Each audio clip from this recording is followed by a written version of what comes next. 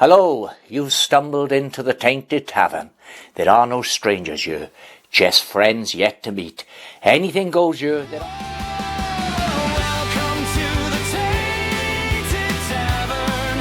Come sit inside with me. We'll talk about our musings and devices we've been using. So come into the Tainted Tavern. Well, there are three rules actually. No politics, no religion, and no fucking Justin Bieber on the jukebox. Welcome to the Tainted Tavern. Say hello, Maddie.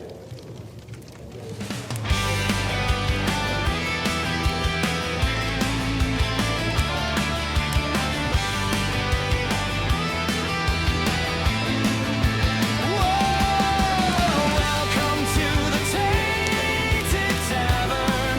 Come sit inside with me.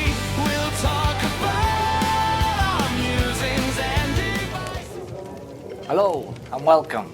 Today I'm smoking a straight Virginia mix in the bowl. It's Amphora Virginia. Amphora, of course, is a cheaper range of tobaccos. Comes from McBaron, but they're decent. They're okay.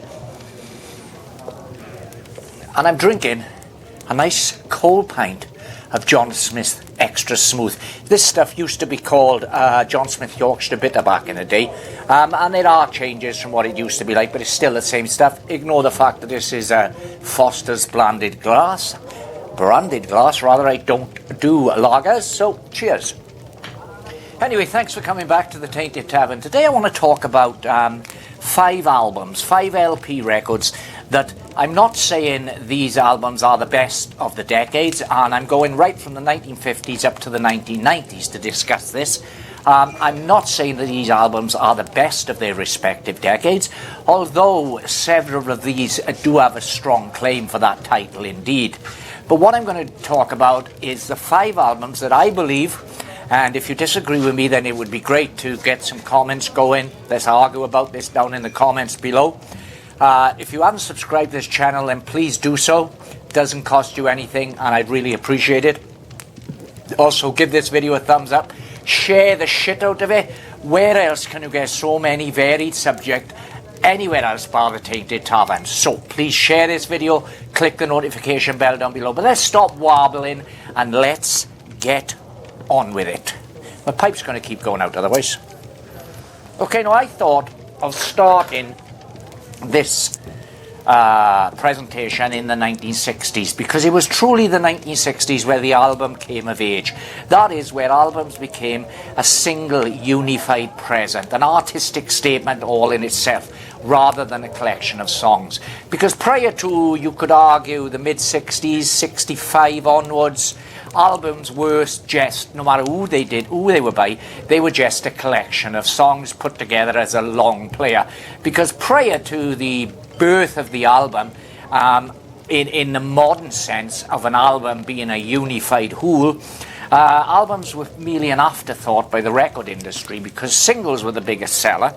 So an album would usually contain a couple of hit singles by any particular artist and then filled up with different tracks. That was the way the record company, the record industry, in fact, in the UK and the US, all over the world, treated the LP album. But that was to change in the mid-60s with albums such as Pet Sounds, Sgt. Pepper's and so forth, in which the album became an artistic statement in itself. So I thought it would make sense to start this presentation in the 1960s, where the problem is we're missing out on something amazing if we don't jump back another decade and start this exploration of a genre, cultural, defining albums in the 1950s. Because there was one album in the 1950s that started the youth rebellion. It created the market for music, for youth music, and that was an album from the king himself, and it was his debut album,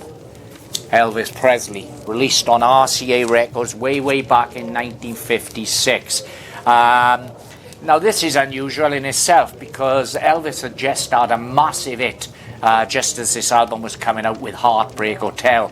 Heartbreak Hotel is difficult to realise the importance of art these days because we've heard it so many times and it's become woven into the culture. But to hear Heartbreak Hotel back in 1956 must have been alarming. But the reason that I said that it's a strange situation, but Heartbreak Hotel wasn't fitted on this album itself. Even although albums were seen as a way to bang on a couple of hit singles, and Elvis has had quite a few by that time, and then fill it up with lesser tracks. This doesn't do that. It does contain a couple of singles. It starts off with Blue Suede Shoes, which is the Carl Perkins song, which had been a million-selling single during this time, but Elvis's version, even though Carl Perkins had the biggest selling single, Elvis came to own this song. So the running order on here are Blue Suede Shoes, I'm Counting on You, I Got a Woman, One-Sided Love Affair, I Love You Because, Just Because, Tutti Frutti, Trying to Get to You, I'm Going to Sit Right Down and Cry, I'll Never Let You Go, Blue Moon, and Money Honey. It's a mixture of stuff he recorded for RCA and some leftovers from the Sun music sessions, the Sun recording sessions rather. This is, you cannot deny the importance of this album. This album genuinely did change the world. It caused a seismic aftershock which is still being felt to the current day. So the album that defined the 50s and inarguably defined the rest of our lives. So 1950s is represented that decade when the youth culture, when teenagers first came to the fore, is represented by Elvis Presley's debut album. And anyone who hasn't got this album in their collection, they can't call themselves a serious music scholar. You need to own this album. Okay, now jumping forward a decade, Elvis's debut album came out in 1956. We are jumping forward to the 1960s, and we are jumping forward a decade and a year to 1967.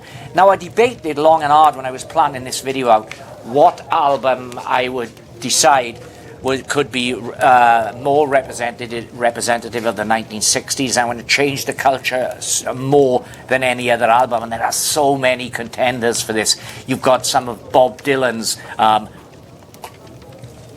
amazing work during the 1960s, Blonde on Blonde, Bringing It All Home, just so many.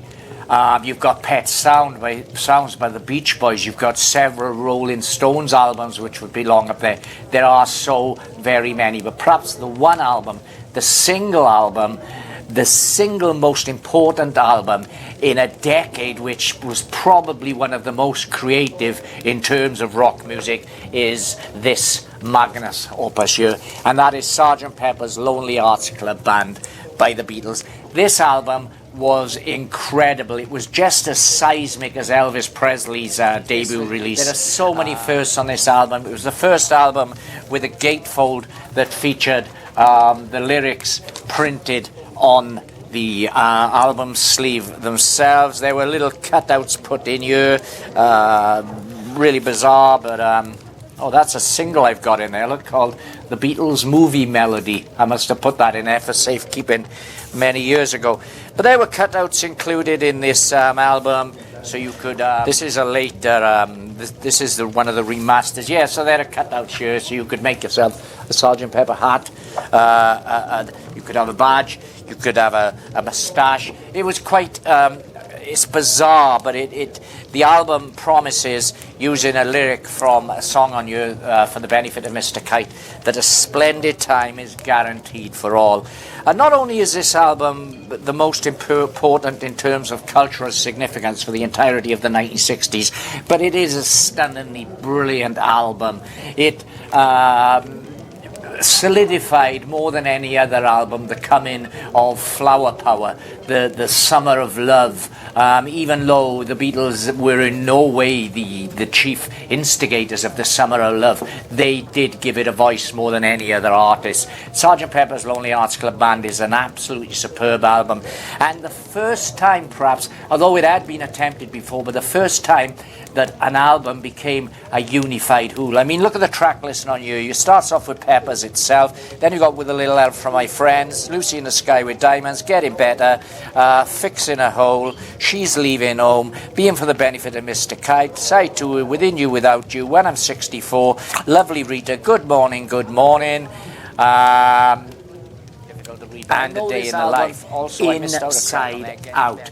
And as I say, you can listen to any of these tracks separately if you wish, but it really works as a unified whole. Each track flows into the other, and the way that this was, for the first time, the studio became an instrument in itself, and these albums are sequenced in such a way that each song, as each song is dying out, the other one seems to take over. It's an absolutely superb album, and contains what is arguably one of the Beatles' most creative songs, and that is the album closer on you, A Day in the Life. So that's Sgt. Pepper's Lonely Hearts Club Band, represents the 1960s, and perhaps the only album that truly could represent the turbulent decade. Now, as I say, I'm not saying these albums are the best albums of their respective decade, but I think Pepper's especially would have an argument for taking that exalted top spot. Now let's go back to the 1970s. Now again, the 1970s was a tremendously creative time for music, for rock music, for pop music, for country, for all types of music, and there are so many astoundingly good albums from the 1970s, but there is only one album I could choose to represent the 1970s, because there was one album that had a bigger footprint than any other album during the decade, not in terms of sales maybe, but in terms of world-changing events. This album brought rock music back to year zero. It brushed away everything that had gone before. The bands like Led Zeppelin, Deep Purple, Black Sabbath, they were all absolutely astounding bands, but they had gone, Zeppelin especially had become so overindulgent. You know, you had 20-minute guitar solos and drum solos that seemed to go on forever. It just, the youth, particularly in the UK, this was a time of strikes. It was a time of poverty. It was a time where there was racial problems. There was problems between the police and the working classes, especially with all the industrial strikes and things like that. So it was a really turbulent time. And the album that came and screamed straight off the turntable was Never Mind the Bollocks, Years of Sex Pistols. Now, I was the right age when this came out to be really affected by it, and I can still remember it. In 1977, I was going on 12 years of age, so I was the perfect age, and when this came out, wow, my world changed overnight. Within 6 months of this album coming out, I'd bought myself a guitar. I'd learned to bang out 3 chords, which is probably one more than the Sex Pistols knew during this period, and I joined my own punk band called Vibrating Flesh. We stayed together a few years. In honesty, we were terrible, but it was such a great time. And that's what this album taught us, that we didn't have to have record contracts. We didn't have to have star-spangled trousers, you know, and stuff a carrot down there to give a massive bulge to get the teeny boppers happy. We could do it ourselves. We could do it our own way. This album talked about independence. It talked about revolution. And the sentiments behind this album still resonate with me today. You're here at the Tainted Tavern, where we all partake in a quiet revolution, quiet rebellion without pipe smoking. We are bucking the norms of normal society. So even in that aspect, you can say that Never Mind the Bollocks influenced everything else that followed, including the Tainted Tavern. Now, what about the 1980s? During the 1980s, the short-lived punk boom, or at least the punk boom as it was then, had died. It had faded away into new wave, which became kind of poppy and, you know, a shadow of true punk. So what album best represents the 1980s? Well, let's think about the 1980s. What was the 1980s? It was a decade of overlong hair, shoulder pads. It was a decade that wanted to be gloss. It wanted to be the decade that reflected the images we've seen on television programs such as Dallas and Dynasty.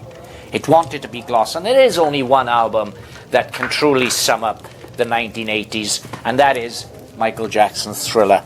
This, again, is an astounding album. It's so well known because this was actually the best-selling album of all time, and I believe it still retains that record. What this did is Jackson merged rock, pop, soul, disco, and busted the barriers down between genres. I mean, you got Eddie Van Halen on you providing guitar solos on songs like Beat It. It's an astounding album. You've got that famous track Thriller, which, although didn't invent the pop video, it certainly turned the pop video into a true art form. I can remember seeing the first television broadcast of the song Thriller with the video. It blew your head off, you know. It was directed, of course, by Landis, who did An American Werewolf in London, and with special effects in that Thriller video in which Jackson turns into his lupine, groovy disco lupine self are astounding. This is a fantastic album, start to finish. You've got Wanna Be Starting Something, Baby Me Mine, The Girl Is Mine, incidentally, with Paul McCartney. So even though Paul McCartney may not have had the best-selling album ever, when the Thriller came out and Bastard Records, McCartney did at least appear on the best-selling album of all time. We've got Thriller, we've got Beat It, we've got Billie Jean, we've got Human Nature, we've got PYT, Pretty Young Thing, sorry, and we've got The Lady in My Life, produced, of course, by Quincy Jones. Michael Jackson has never produced a better album than this. It's an astounding album, and it's a shame that it's been overshadowed by the real world events and the kind of controversy surrounding Michael Jackson, because it's difficult to listen to this album now and not think of that, but this is a brilliant album from Michael Jackson before he became a little too weird for my taste. So now, the final decade we are going to talk about is the 90s. And there was one album during the 90s that caused a seismic shift, that changed music itself, that changed the way the industry looked at itself. The 1990s, of course, had a lot of hangers-on from hair metal.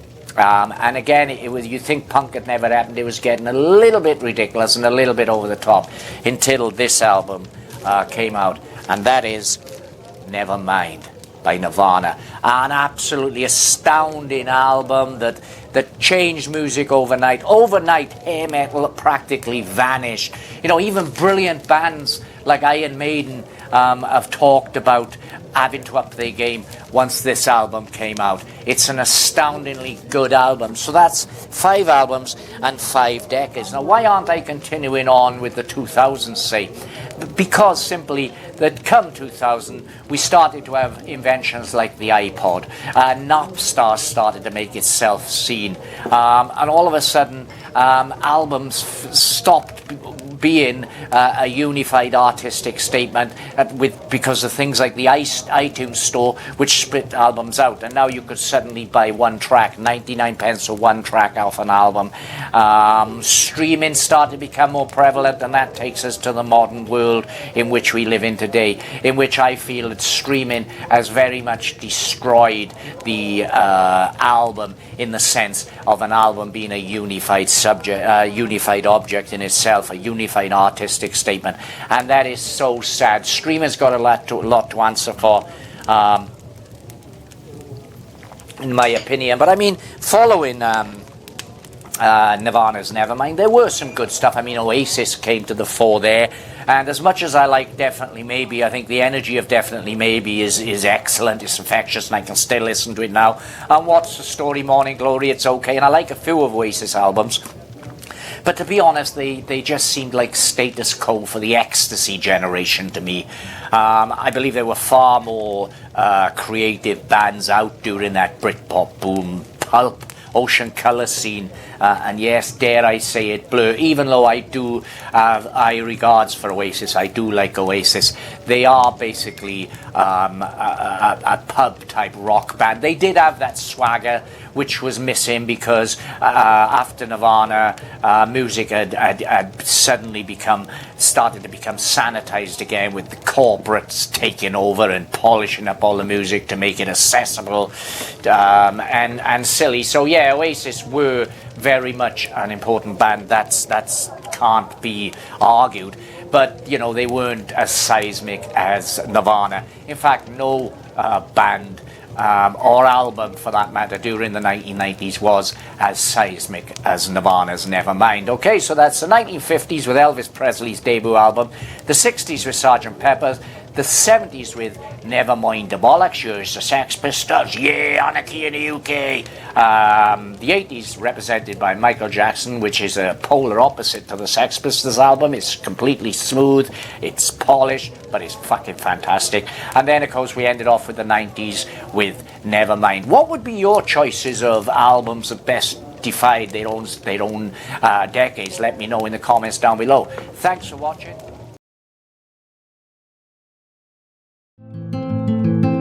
Please come.